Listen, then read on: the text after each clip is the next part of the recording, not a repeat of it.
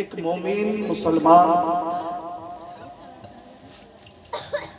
जिंदगी भर एक तमन्ना लेकर जी रहा है। क्या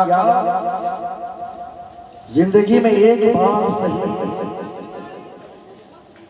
आपके रोए अकबर की जियारत हो जाए। अगर यहाँ तक भी रसाई नहीं है तो कम से कम ख्वाब में आपका दीदार हो जाए। इसलिए रूहानी जिंदगी के लिए इससे बढ़कर सरमाया और क्या हो सकता है कि मुस्तफा कहते हैं कि मेरा दीवाना हमावत ये कहता फिरता है कि वो मेरे हैं।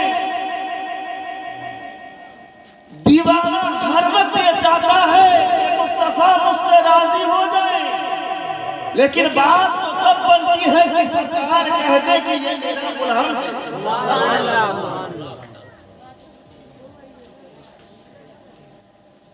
दुनिया में लोगों का मजाज ऐसा है जो जिससे मोहब्बत करता है।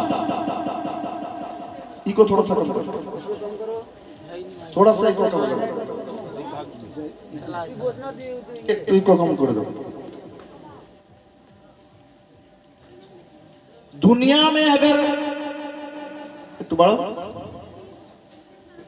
सल्लल्लाहु ताला अलैहि वसल्लम, दुनिया में लोग जिससे मोहब्बत करते हैं ये चाहते हैं कि महबूब कह दे कि तू मेरा महबूब है।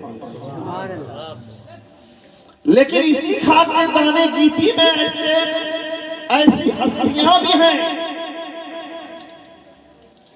जो हम चाहते हैं कि अल्लाह और उसका रसूल हमसे राजी हो जाए,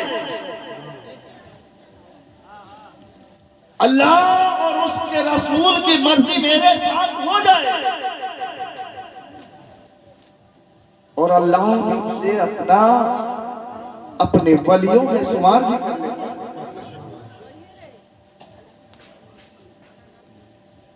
लेकिन अल्लाह फिर इनके भाई जब अपने मोहब्बत में उरूस में पहुंच जाते हैं, मोहब्बत करते करते इस मंजिल तक पहुंच जाते हैं जब ये महबूब नहीं रहते बल्कि ये मुहीब नहीं रहते बल्कि ये महबूब बन जाया। एक वो मकाम है जब ये मुहीब होते हैं, ये चाहते हैं कि रब मेरा महबूब हो जाए। ये वो मकाम है जब बंदा चाहता है कि रब मेरा महबूब हो जाए, रब के महबूब मेरा महबूब हो जाए। लेकिन बंदा जब इस मंजिल से आगे बढ़ता है, मोहब्बत उरूस तक पहुंचती है, तब रब्बे कायनात इरशाद फरमाता है कि नहनु औलियाउकुम फिल हयाति दुनिया व फिल आखिरा, कि वो मेरा दोस्त नहीं बल्कि मैं उसका दोस्त। सुभान अल्लाह। यही तो है कि जिंदगी भर कहते रहे कि हम उसके दोस्त हैं, हम उसके दोस्त हैं, लेकिन अगर वो एक मर्तबा कह दे कि मैं उसका दोस्त हूं, जिंदगी के लिए इससे बढ़कर सरमाया और क्या हो सकता है। शायद समझा नहीं है, ये बाउंसर तो नहीं हो गया कि एक वो मकाम है, बंदा जब उस मकाम में रहता है तब मरकज वो होता है, समझे? रब्बे कायनात की जात उस वक्त मरकज है। बंदा चाह रहा है तू राजी, तू मुझसे राजी हो जा, तू मुझसे राजी हो जा। लेकिन जब वो उस मकाम पर पहुंचता है, जब अल्लाह कहता है कि मैं तुझसे राजी हूं, अब तू भी मुझसे राजी हो जा। उस मकाम पर जब पहुंचता है तब मरकजियत बदल जाती है। मरकजियत बदल जाती है। पहले वो मरकज था, ये उसकी रजा चाहता था, लेकिन बंदा की महबूबियत उस उरूस तक पहुंची कि अब वो महबूब नहीं बल्कि ये महबूब बन गया। मरकजियत बदल गई तो अब ये मरकज बन गया। रब चाहता है मेरा बंदा तेरी मर्जी क्या है, तेरी मर्जी क्या है बता। जब इसकी जबान से निकली हुई बात अब निकलती ही नहीं कि रब उसके पूरा फरमा दे। मेरे बुजुर्ग दोस्तों, हम और आप जिक्र गौसुल वरा में बैठे हैं, गौसे पाक की मजलिस है। गौसे पाक मिले हैं हमें रसूल पाक से, है ना। अगर रसूल न होते न कोई गौस होता, न कोई कुतुब होता, न कोई अवताल होता, न कोई औताद होता, कोई नहीं होता। अल्लाह ने अपने महबूब के बारे में फरमा रहा है, लक़द मन्नल्लाहु अलल मुमिनीना इज़ बअसा फ़ीहिम रसूला। मैंने मोमिनों पर एहसान किया है कि अपने महबूब को उन्हीं में भेज दिया और उन्हीं के लिबास में भेज दिया है। तब पता चल गया तमाम कायनात की जान मेरे महबूब हैं। आला हजरत अज़ीमुल बरकत इमाम अहमद रज़ा खां फाजिल बरेलवी अलैहि रहमत रिज़वान से कहते हैं, वो जो न थे तो कुछ न था, वो जो न थे तो कुछ न था, वो जो न हो तो कुछ न हो। जान है वो जहान की जान है तो जहान है। जब मेरे रब ने अपने महबूब के नूर को पैदा नहीं फरमाया, वजूद में नहीं लाया, तो कायनात आलम को वजूद में नहीं लाया। ये मुस्तफा का सदका है कि आदम वजूद में आए, ये मुस्तफा का सदका है कि शीश वजूद में आए, ये मुस्तफा का सदका है कि नूह वजूद में आए, ये मुस्तफा का सदका है कि दाऊद और सुलेमान वजूद में आए, ये मुस्तफा का सदका है कि मूसा वजूद में आए, ये मुस्तफा का सदका है कि हजरत ईसा की तस्लीम हुई है, ये मुस्तफा का सदका है कि हजरत अब्दुल्लाह व आमिना पैदा हुई। मुस्तफा का तो सदका है। जिस जन्नत के लिए तड़प रहे हैं मुस्तफा का सदका है। हुराने जन्नत मुस्तफा के सदके में, गिलमाने बहिश मुस्तफा के सदके में, जमीनो समा मुस्तफा के सदके में, जमीनो आसमां मुस्तफा के सदके में, बहरो बर मुस्तफा के सदके में, कायनात आलम के सर्रे सर्रे मुस्तफा के सदके में। हमारे यार के ये सारे अजीम है कि मुस्तफा को अल्लाह ने तस्लीम फरमाया और फिर हमें भेज दिया। और मुस्तफा का ये एहसान हम सब पर है, इसलिए कि पहले जो आता है उसका एहसान बाद वालों पर होता है। दादा पहले है, दादा का एहसान बाप पर है, बाप का एहसान हम पर है, मेरा एहसान बेटा मेरा बेटा पर होगा, है ना। इसी तो वसूल होता है। मुस्तफा को तमाम कायनात आलम के तख्लीक से पहले अल्लाह तबारक तआला ने तख्लीक इसलिए किया कि मेरे प्यारे हबीब आपसे मैं इस कदर प्यार करता हूँ कि आप पर किसी का एहसान न रहे बल्कि तमाम कायनात आलम पर। और मेरे सरकार फरमाते हैं औलियाए किराम के दरमियान में मेरा जो मकाम है, इसी तरह तमाम औलियाए किराम के दरमियान में अब्दुल कादिर का वही मकाम है ना। सरकार तमाम अंबियाए किराम के दरमियान में इमामुल अंबिया है। मेरे गौसे आजम इमामुल औलिया है। और सुनिए, गौसे आजम अभी आए नहीं है दुनिया में, लेकिन गौसे आजम के आने का चर्चा दुनिया में पहले से मौजूद है। एक मर्तबा अल्लाह के प्यारे रसूल हज़रत अली करबला वजह करीम से फरमाते हैं, ए अली, तुम्हारी औलाद में एक ऐसा भी पैदा होगा जो तमाम औलियाए किराम में इमामुल औलिया कहलाएगा और उसका कदम तमाम औलिया के गर्दन पर है। सुभान अल्लाह। जिस तरह औलिया किराम में मेरा मर्तबा है, उस तरह औलिया किराम में उसका मर्तबा है। मौलाए कायनात हज़रत अली करमल्लाहु वजह फरमा रहे हैं, क्या आका मेरे गर्दन पर भी उसका कदम होगा? आका फरमाती हैं कि वो रखेगा नहीं, दादा हो, लेकिन तुम खुद रख लो। सरकार दो आलम सल्लल्लाहु अलैहि वसल्लम एक मर्तबा हज़रत अली करमल्लाहु वजह फरमाते हैं कि मेरे हुजरे में जाओ और फला सामान लेकर आओ। हुजरा में जाते हैं, हाथ बढ़ाते हैं लाने के लिए, लेकिन हाथ वहां तक पहुंच नहीं रही है। इसी आसमान में देखा कि बच्चा वहां पर घूम रहा है। बच्चे से कहा कि बच्चा जरा बंद कंधे में उठ जाओ, सवार होकर सामान उतार। उठाया, सामान लिया, फिर आ गए। मेरे सरकार का मतलब, तुमसे मैंने कहा था ना वो रखेगा नहीं, तुम खुद रख लो। वही तुम्हारी औलाद इसका जिक्र मैंने किया था। वो गौसे आज़म के जिक्र की मजलिस में आप बैठे हो, किसी ने अपना जुब्बा अता कर दिया कि मेरे बाद इस जामे मस्जिद से बगदाद से वो ऐलान करने वाला है, अनकरीब वो आने वाला है, जब आएगा तो मेरा जुब्बा उसे बतौर तोहफा अता कर देना। हजरत मोहम्मद अली अपना जुब्बा मुबारक गौसे आजम के लिए अता कर दिया तोहफे के तौर पर। और बुजुर्गाने दिन भी बहुत सारे बुजुर्गान दिन है जो गौसे आजम के आने से पहले आने की खुशखबरी देते रहे।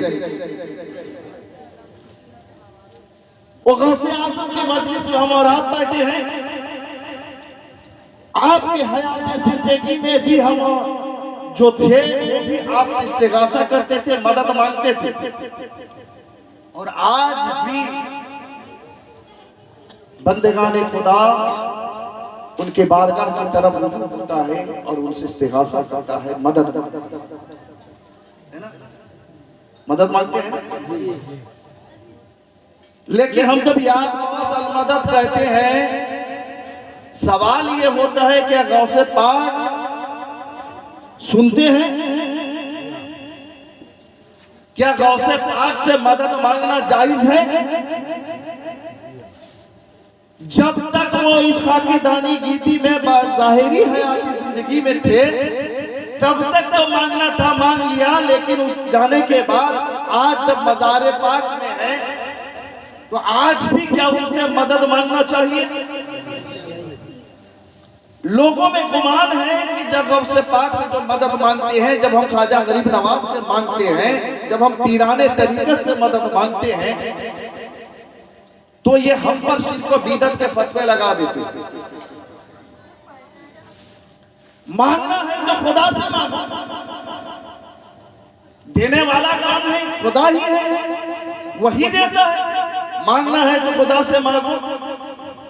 ये गौसे पाक से मांगने से क्या फायदा है? ख्वाजा गरीब नवाज से मांगने से क्या फायदा है? पीराने तरीकत के बारगाह में जाते हो, वहां मांगने से क्या फायदा है? अभी दो रोज पहले हुजूर मुजाहिद मिल्लत की बारगाह में तकरीब उर्स में जो तमाम लोग गए थे, ज़ाहिरीन गए थे, वहां उनके बारगाह में गए तो मांग लिया उनसे, है ना। ये हमारी आदत में शुमार है। हम जाते हैं अपने बुजुर्गों के बारगाह में तो हम उनसे मांगते हैं, है ना। हम दामन हर जगह पर फैलाते नहीं हैं। हम वहां मांगते हैं जिनको हम आका तस्लीम करते हैं। हम उनके बारगाह में मांगते हैं जो सच्चे देने वाले हैं। अब आप भीख मंगों से मांग के कुछ फायदा है? जो खुद ही फटीचर है वो दूसरों को क्या देगा? हम मांगते वहां जहां से हमें मिलता है। ये दुनिया का वसूल भी वही है। तिजारत करने वाले हो आप अपने सामान तो उसी घर में बेचते हो ना जहां से पैसा मिलता है। अब इस दौर में भिखारी भी मांगने जाता है उसके घर में जहां से कुछ मिलता है, हो उसकी झोपड़ी हो, वहां पर मांगने के लिए कोई नहीं जाता है। तो हम जब जाते हैं अपने वलियों के बारगाह में, अपने बुजुर्गों के बारगाह में, ये अकीदा लेकर जाते हैं कि मांगने वाला साहिब दामन फैलाता है और सच्चे दिल से मांगता है तो आका मुराद पूरी फरमाते हैं। लेकिन ये मांगने पर भी एतराज करने वाले कुछ लोग पैदा हो गए जो डायरेक्ट वाले हैं, डायरेक्ट मांगते हैं। ये डायरेक्ट वाले हैं, कहते हैं कि जो मांगना है डायरेक्ट मांग लिया करो। हमारे पड़ोस में बहुत लोग ऐसे पैदा हो गए हैं, डायरेक्ट मांगते हैं। पहले तो ये नहीं आते थे, अब आना शुरू कर दिए, इसलिए कि हमारे अंदर इख्तिलाफात पैदा होने के सिलसिले अब इनको मौका मिल गया है। ये 40 दिन के लिए, एक हफ्ता के लिए, 21 दिन के लिए लोगों को पकड़ पकड़ कर लेकर आते है ना। डायरेक्ट मांगने वाले हैं। जो मांगना है खुदा से मांगो, या ना यार तुम लोग इन लोगों से क्यों मांगते हो। सवाल उनसे पूछिए कि डायरेक्ट मांगने से अगर खुदा ही देता है, पर हक है, खुदा देता तो है। अब आप लोग जो 40 दिन के लिए जा रहे हो, कहां जा रहे हो। ये कहेंगे तबलीग के लिए जा रहे हैं हजरत, तबलीग के लिए। फायदा क्या होता है, लोगों को हिदायत मिलती है। क्या होता है, लोगों को हिदायत मिलती है। अब इनसे पूछो कि हिदायत देने का मालिक कौन है। हिदायत कौन देता है, अल्लाह देता है ना। हाँ, हिदायत तो अल्लाह देता है। वो जिसे चाहे हिदायत दे दे, तो आप जाने की क्या जरूरत है। आप क्यों मेहनत कर रहे हो। हमें डायरेक्ट ही करना है तो खुदा डायरेक्ट हिदायत देगा जिसको चाहेगा। आप क्यों जा रहे हो मेहनत में शक्कत करके 40 दिन के लिए निकल जाते हो, हफ्तों के लिए निकल जाते हो, घरों बार छोड़कर निकल जाते हो। जरूरत क्या है। अब वो कहेंगे कि ये जरिया है, खुदा थोड़ी डायरेक्ट देता है, खुदा थोड़ी डायरेक्ट करता है तो जरियों से देता है। ये जरिया है, हम तबलीग करते हैं, खुदा हिदायत अता करता है। हम बेवकूफ, हम भी तो वही कहते हैं कि खुदा हमें तो देता है लेकिन डायरेक्ट नहीं देता है, इनके वसीलों से देता है। जरिया तुम कहते हो, हम उसे वसीला कहते हैं, हम उसे वसीला कहते हैं। हम इसलिए मांगते हैं तो बेवसीला नहीं मांगते बल्कि बावसीला, है ना। अब आगे बढ़िए। मैं इससे पहले भी एक मरतबा कहा हूं, फिर भी दोहरा रहा हूं कि हयात तो मौत का मालिक कौन है, अल्लाह है।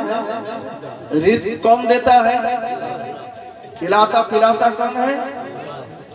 जमीन और आसमान का मालिक कौन है, अल्लाह है।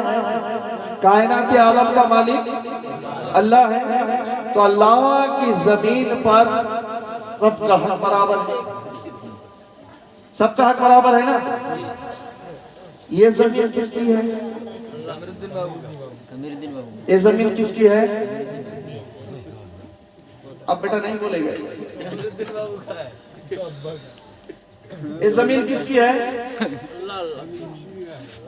अभी तो बोल रहे थे कि अल्लाह की जमीन है, लेकिन आप कहते हो मेरे बाप की जमीन है। किसी जमीन पर राजुद्दीन भाई कहते हैं कि ये मेरी जमीन है, अब्दुल रहमान भाई कहते हैं कि ये मेरी जमीन है। हमारा यार अल्लाह ही की तो जमीन है। आपका कैसा हो गया, आप कैसे मालिक हो गए हो। मालिक तो अल्लाह है, मिल्कियत इसकी है, लेकिन आप मिल्कियत जचा रहे हो कि मेरी जमीन है, आपकी मिल्कियत है। कैसे बता रहे हो, कैसे बता रहे हो। जो चीज अल्लाह का है वहां पर किसी को शरीक करना। अच्छा, वो जो तबलीग करने जाते हैं वो लोग भी कहते हैं मेरी जमीन है, मेरी जायदाद है, कहते हैं वो लोग भी कहते हैं ना। भाई अल्लाह का है तो तेरी कहां से आ गई, है ना। मगर हाँ, आप भी मालिक हो, मायूस होने की कोई जरूरत नहीं है। आप भी मालिक हो, लेकिन आप वक्ती तौर के लिए मालिक हो, यानी आप मालिक के मजाजी हो, वक्ती तौर पर मालिक हो। लेकिन वो मालिक है तो मालिक हकीकी है, यानी वो कल भी मालिक था, आज भी मालिक है और फिर कल भी मालिक रहेगा। लेकिन कल कोई और मालिक था, बाद में आपका दादा मालिक बना, दादा के बाद आपका वालिद मालिक बना, और उसके बाद फिर आप मालिक बने हो। आप चले जाओगे तो आपकी औलाद कहेगी कि ये मेरी मिल्कियत है, वो चले जाएंगे तो उनके बाद आपकी औलाद कहेगी कि ये मेरी मिल्कियत है। लेकिन पता चल गया यहाँ मिल्कियत बदल रही है। आप आए थे तो बदल पर कोई कपड़ा नहीं था, आप जाओगे तो चंद कपड़े लेकर, है ना। लेकिन उसकी मिल्कियत हमेशा के लिए बाकी है, यानी वो मालिक हकीकी है, हमें मालिक मजाजी बना दिया, है ना। वक्तन फवक्तन मिल्कियत बदल रही है। कल कोई मालिक था, आज कोई मालिक, परसों कोई मालिक, उसके बाद कोई मालिक, सुबह कयामत तक मिल्कियत बदलती रहेगी। कोई तो ऐसा नहीं है 1000 साल से जिंदा है तो मिल्कियत बदलती रहेगी, है ना। तो ये बात वो भी मानते हैं कि मिल्कियत बदलती रहती है। मालिक के हकीकी वो है, मालिक के मजाजी किसी और को बनाता है ना। हयात और मौत का मालिक कौन है? अल्लाह है, जिसे चाहे हयात अता करे, जिसे चाहे मार दे। हजरत इब्राहिम अलैहिस्सलाम ने नमरूद से यही ना कहा था, मेरा मालिक तो वो है जो मारता भी है, जिलाता भी है। नमरूद ने कहा, इब्राहिम देखोगे मैं भी मारता हूँ और जिलाता हूँ। जिसको फांसी का ऑर्डर हो गया था उसको रिहा कर दिया, जिसको रिहा करने का ऑर्डर हो गया था उसे फांसी पे लटका दिया। उस वक्त हजरत इब्राहिम अलैहिस्सलाम ने कहा था, मेरा मालिक वो है जो पूरब से सूरज को निकालता है और पश्चिम में डुबोता है ना। नमरूद इसमें बराबरी करने से कासिर आ गया, कर नहीं पाया। फबुहितल लज़ी कफ़र, टूट गई कमर, कभी देखे इधर तो कभी देखे उधर। तो मारने का मालिक तो अल्लाह है और जिलाने का मालिक अल्लाह है। लेकिन हमने क्या देखा, हजरत ईसा मसीह जिस जिस्म से रूह निकल गई है उस जिस्म में रूह वापस कर रहे हैं, है ना। रूह निकल जाए तो आदमी जिंदा तो रहता है, जिंदा रहता है नहीं ना। यार पदार्थ में नहीं रहता है, कहीं और तो रहता है रूह निकल जाने के बाद, नहीं।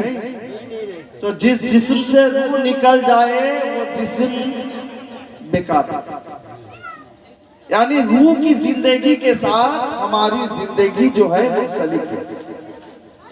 हजरत ईसा मसीह अलैहिस्सलाम उस जिस्म में रूह को दोबारा वापस करते थे जिस जिस्म से रूह निकल जाती, यानी मुर्दे को जिंदा करना हजरत ईसा मसीह की का मौजज़ा, आपका मौजज़ा था।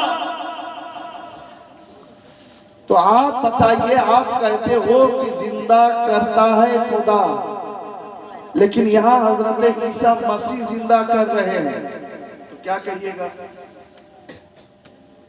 आप ही ने कहा ना जिंदा खुदा करता है, लेकिन हजरत ईसा मसीह यहाँ पर जिंदा कर रहे हैं। और नमरूद से मेरे इब्राहिम ने कहा था कि मेरा रब वो है जो पूरब से सूरज निकालता है, पश्चिम में डुबाता है। तुझे रब मान लूंगा अगर तू पश्चिम से सूरज निकाल दे मकाम साहिबा में हजरत मोहम्मद मुस्तफ़ा सल्लल्लाहु अलैहि वसल्लम जब हजरत अली की नमाज असर कज़ा हो गई तो नमाज असर पढ़ाने के लिए कहते हैं कि अली नमाज पढ़ोगे कि सरकार अगर पढ़ा दें तो पढ़ लूं। मेरे आका ने इशारा किया, सूरज वापिस आया, लेकिन वो बात चली आ रही थी कि पश्चिम से सूरज निकाल दे। हज़रत इब्राहिम ने वही कहा था, मेरा रब जो है पूरब से निकालता है, पश्चिम में डुबोता है, तुझे रब मान लूंगा तू अगर पश्चिम से निकाल दे। आका ने हजरत अली के लिए सूरज को पश्चिम से निकाल दिया तो कुफारे कुरैश कहने लगे ये तो मोहम्मद सल्लल्लाहु अलैहि वसल्लम ये नबी नहीं है बल्कि खुदा, इसलिए कि जो पश्चिम से निकालेगा उसी को खुदा तस्लीम किया जाएगा। मेरे सरकार ने निकाल दिया तो काफिर ने मान लिया, लेकिन हम मानेंगे नहीं ना, हम तो रसूल को रसूल ही मानते हैं, है ना, अल्लाह के रसूल हैं। ये अल्लाह का मौजूदा। अब चलिए कि मार रहे हैं हजरत ईसा मसीह, जिंदा कर रहे हैं, मरने वालों को जिंदा कर रहे हैं। अब मेरे गौसे आज़म का बचपना का दौर था, बच्चों के दरमियान खेल रहे हैं। खेलना भी क्या है, अल्लाह अकबर। बच्चों कहते हैं मर जाओ बच्चे जिंदा हो जाओ, मर जाओ बच्चे जिंदा हो जाओ, बच्चे मार रहे हैं जिंदा कर रहे हैं।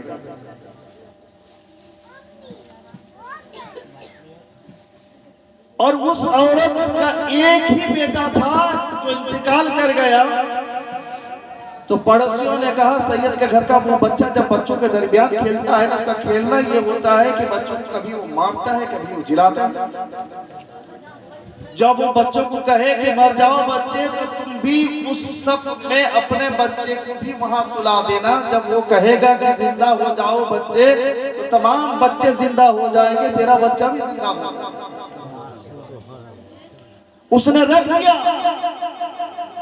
तमाम बच्चे तो जिंदा हो गए, लेकिन उसका बच्चा जिंदा नहीं हुआ। वो कहने लगी, रोने लगी कि अब्दुल कादिर, सब बच्चों को तूने जिंदा कर दिया, मेरे बच्चे का क्या कसूर है। मेरे सरकार गौसे आजम तुम बेइज्जती कहते हुए उस बच्चे को भी जिंदा करते हैं। और ये बात खबर पहुंची हजरत अब्दुल्ला सौमई तक। जानते हो कौन है? मेरे गौसे आजम के नाना हैं, जिन्होंने आपके वालिद को 12 साल तक एक बहता हुआ सेब खाने के लिए 12 साल तक बागबानी करवाई, है ना, फिर अपनी इकलौती बेटी से शादी भी कराई।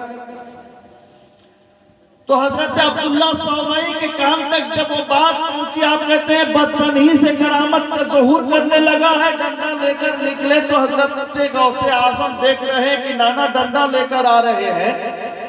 अब वो दौड़ने लगे, नाना पीछे दौड़ रहे हैं, नवासा आगे दौड़ रहा है। चलते चलते बगदाद की किसी कब्रिस्तान के करीब से गुजर रहे हैं।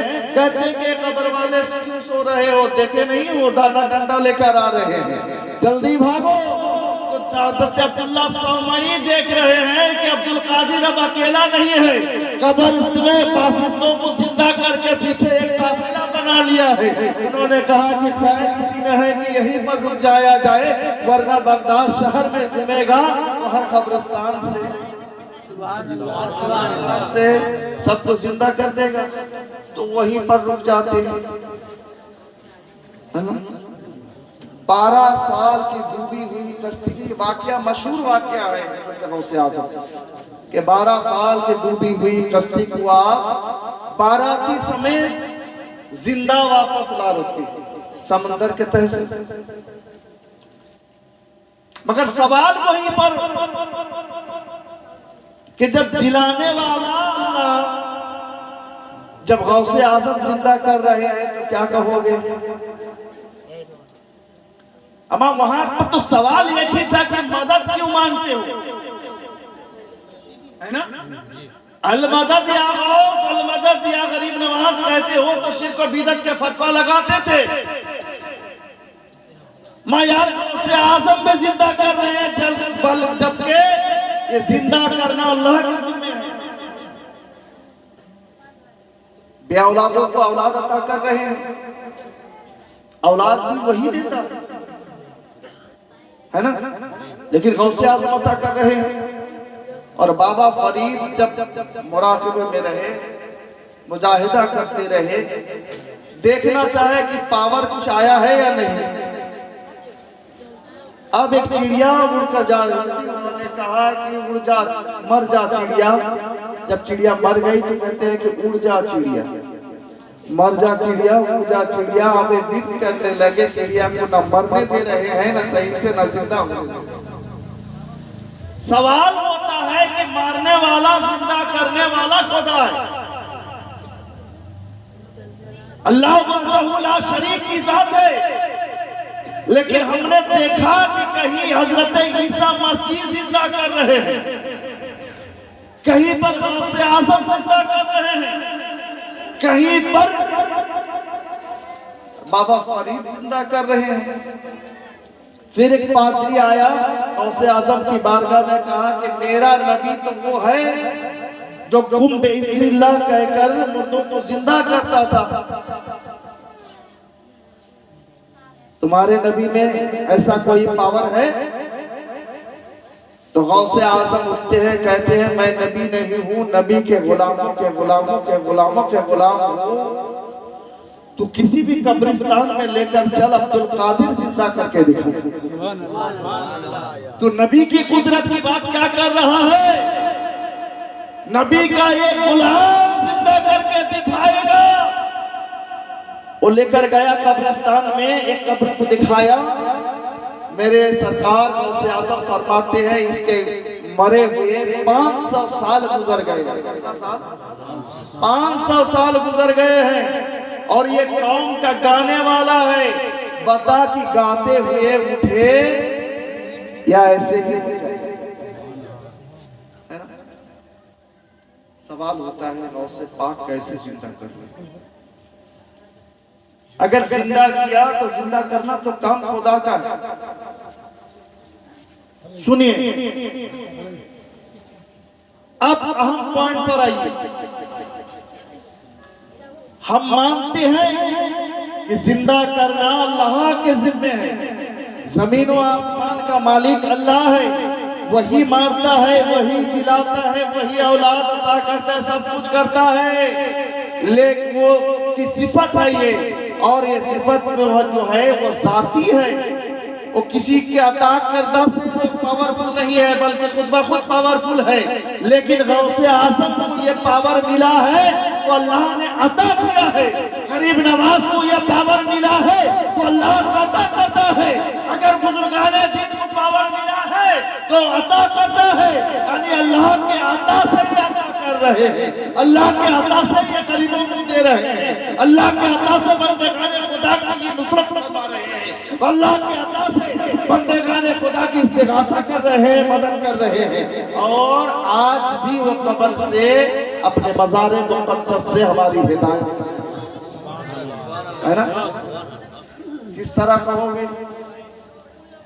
बुजुर्गाने दीन के मज़ार पर आप जाते हो, अब जाते हो ना?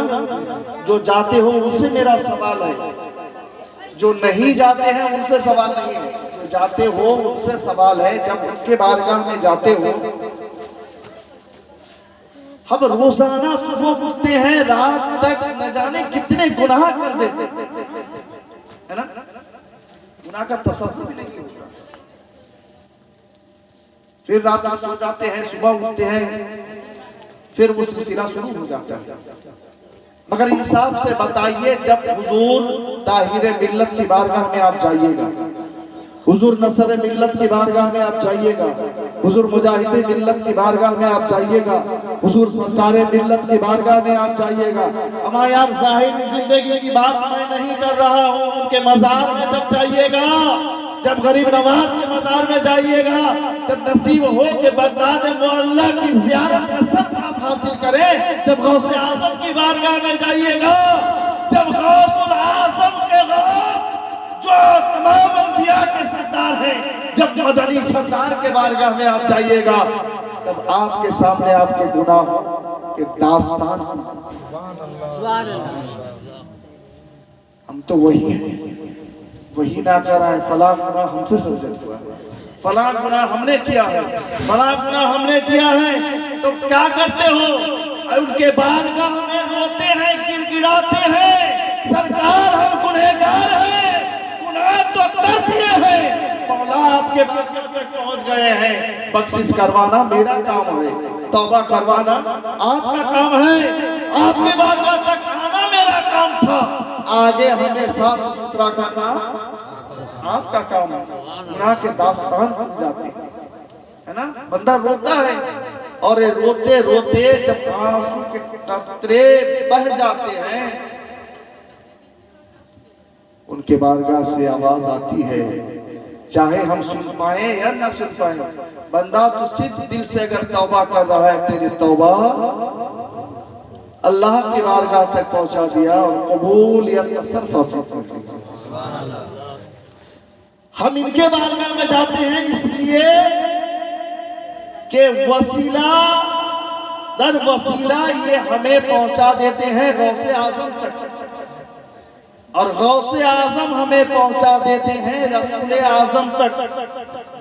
और तौबा कबूल करने के लिए सुनो, डायरेक्ट वालों अगर कोई हो तो सुन लो, तौबा भी कबूल खुदा करता है, डायरेक्ट नहीं, तरीका बता दिया है। ए महबूब, आप उनसे कह दें अगर वो अपने नफ्स पर जुल्म करे यानी गुनाह करे तो वह तौबा तो मेरे बारगाह में करें, इस्तिग़फ़ार तो मेरे बारगाह में करें, लेकिन वो पहले आपके बारगाह में जाएं, यानी आपका वसीला ले लें। जब आप उन्हें माफ कर देंगे तो खुदा भी उन्हें माफ कर देगा, खुदा को तौबा कर नहीं पाएगा। बेगैर मुस्तफा से जब आपका तौबा नहीं होता है, हमारे दायरे खुदा की बारगाह में मांगोगे कैसे? मांगते तो हैं लेकिन बारगाह है मुस्तफा का वसीला हम पेश कर दिया गया। और कुछ आयत करीमा की तिलावत का सिर्फ हासिल किया है, जहां रब्बे कदीर इरशाद फरमाता है, कुल बिफज़लिल्लाहि व बिरहमतिही व बिज़ालिका फलयफ़रहू।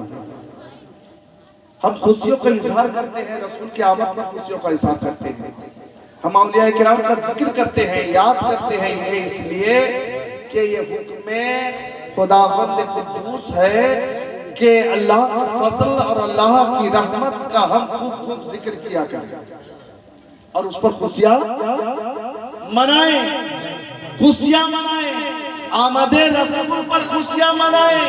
इसलिए कि हम अपने घर में अगर औलाद आए तो औलाद की आमद पर हम खुशियां मनाते हैं। जब बेटा पैदा हो जाए तो हम खुशियां मनाते हैं, बेटी पैदा हो जाती है तो खुशियां मनाते हैं। मनावे कल न मनावे, पहले बेटी आती है चेहरा बिगड़ जाता है, जबकि मेरे सरकार बेटे की पैदाइश पर खुशखबरी नहीं सुनाई, बल्कि बेटी की पैदाइश पर जन्नत की खुशखबरी सुनाई। चाहे बेटा आवे या बेटी आए, हम उसका अकीका करते हैं ना, अकीका करते हैं। अकीका है क्या?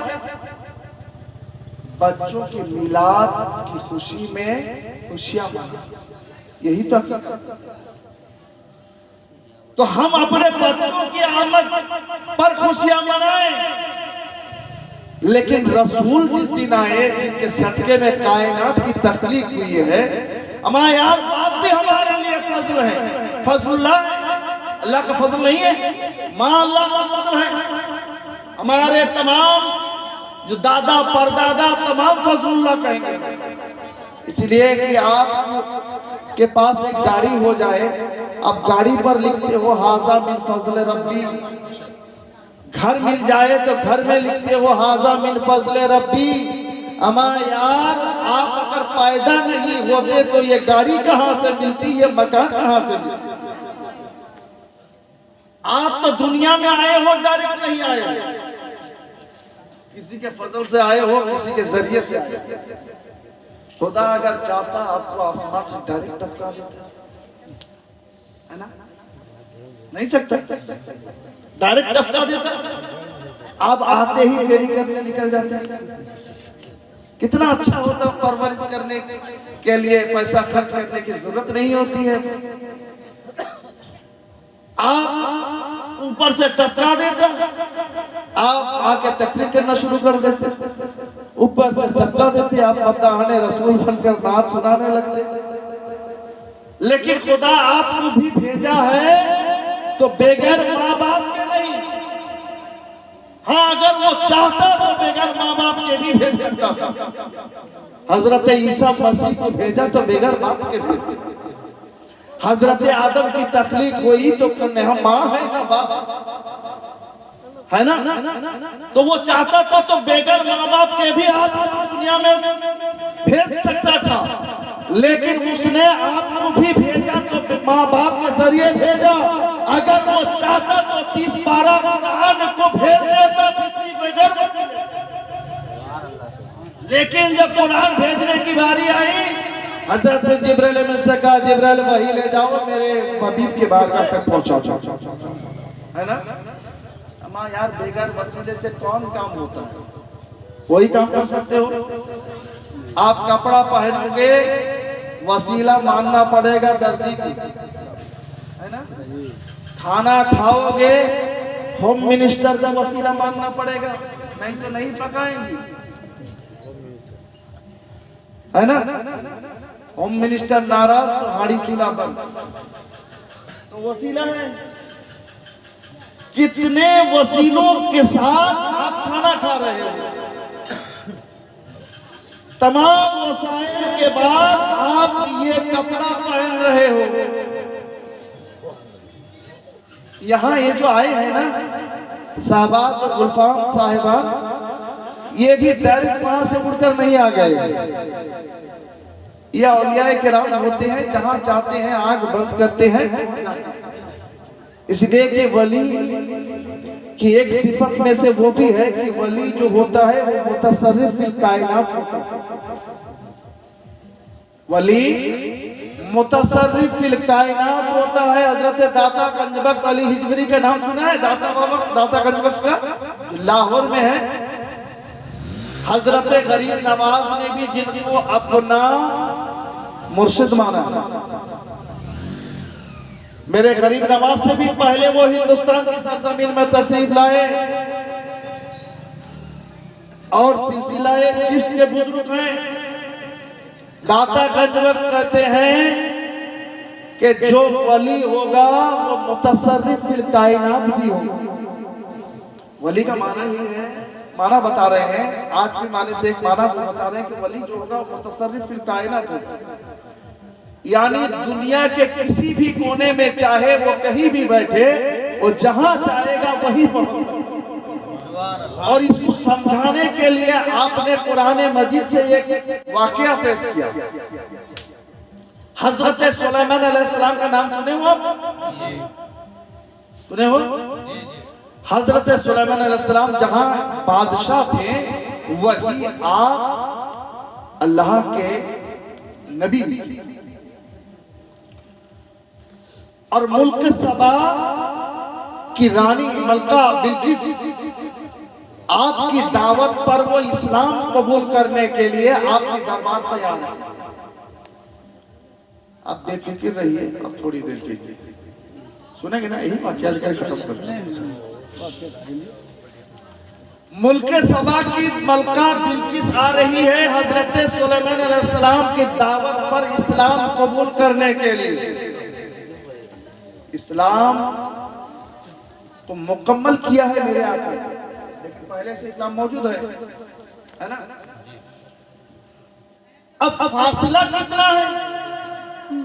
मुअर्रिखीन मुफस्सिरीन कहते हैं कि हजरत सुलेमान अलैहिस्सलाम का दरबार से मुल्क सबा की मलका बिल्किस का वो दरबार जो है 2750 मील की दूरी पर है, या 1750 मील की दूरी पर, 2500 मील की दूरी पर है, या 1750 मील की दूरी पर। दो रिवायत है, मुख्तलिफ रिवायत, यानी 1750 मील की दूरी पर है। दूसरी रिवायत में यह है कि 2500 मील की दूरी पर है। 1750 या 2500 वहां से वो आ रही है। हजरत सुलेमान अलैहिस्सलाम अपने दरबारियों से कहते हैं कि मेरे दरबारियों, मुल्क सबा की मलका बिल्किस मेरे दरबार में इस्लाम कबूल करने आने से पहले तुम से कोई है जो तख्त वो लाकर मेरे सामने पेश कर दे।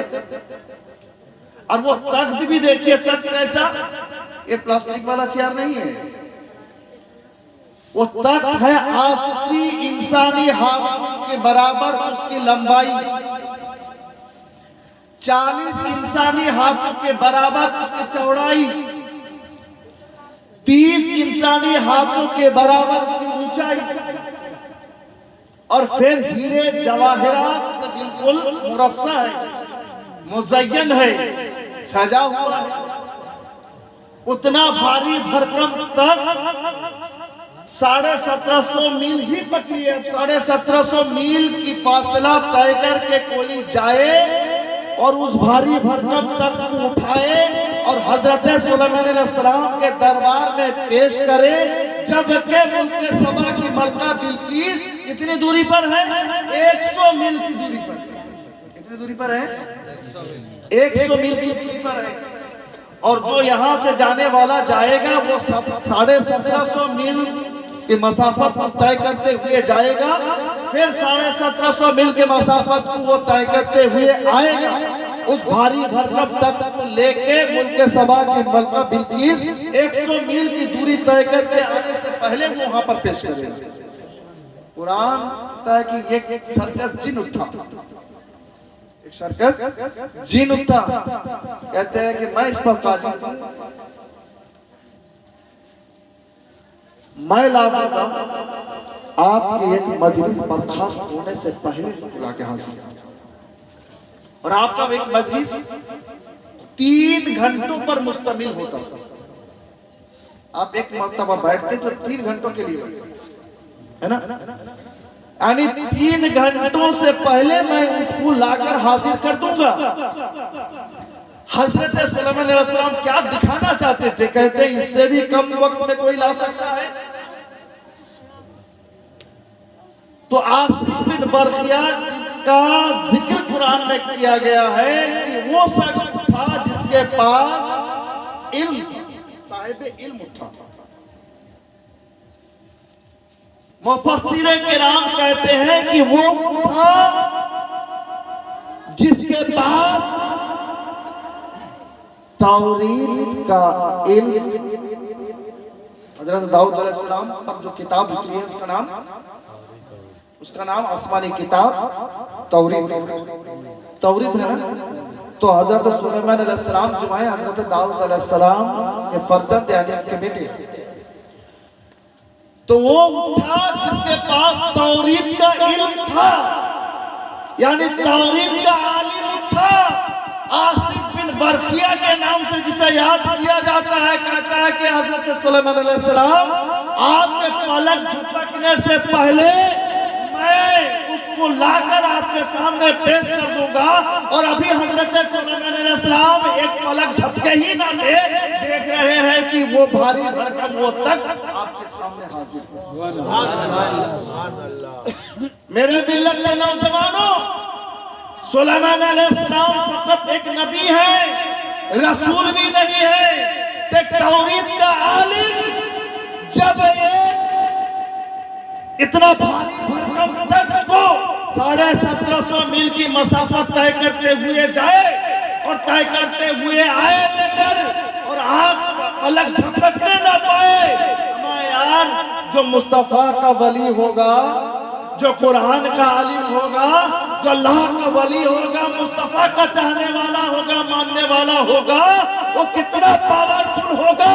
और मेरे गौसे आजम तो वो है जो सरदारे अंबिया के तमाम उम्मतियों में, बल्कि यूं कहिए कि तमाम नबियों के उम्मतियों में सबसे सबसे सबसे आला इमामुल औलिया, सिर्फ मुस्तफ़ा के औलिया किराम में से नहीं, तमाम अंबियाए किराम के औलिया उम्मत के वलियों में भी मेरे सरकार गौसे आज़म इमामुल औलिया हैं।